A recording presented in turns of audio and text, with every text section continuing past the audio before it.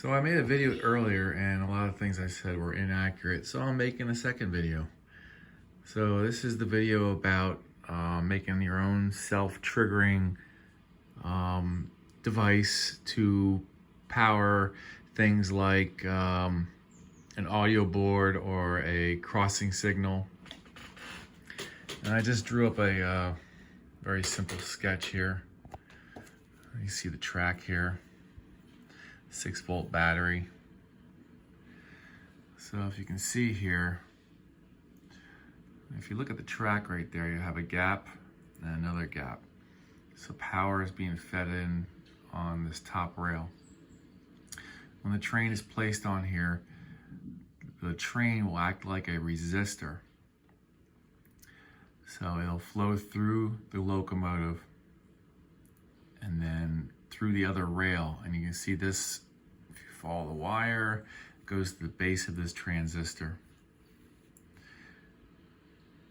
So when the train passes that gap, it'll conduct electricity to the base of this transistor. Turn on the transistor and turn on this relay, which is connected to the collector, not the emitter, the collector. Turning on that relay will provide 6 volts to this leg, which will be turned on, and then it will end up providing power to the soundboard or anything you want to trigger. So let me show you here how it works. So this is connecting power.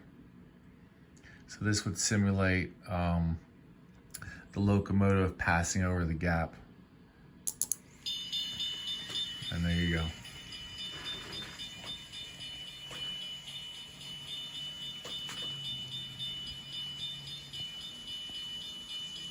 I guess some disadvantages would be this won't work in reverse.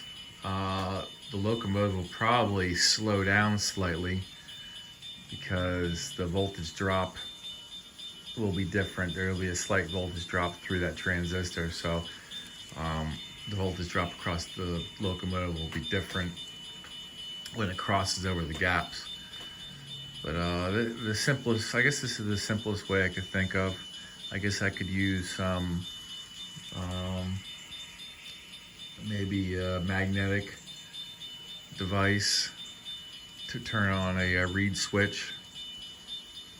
That would be pretty simple. But yeah. So this is how I made a self-triggering device to power this soundboard. Thanks, guys.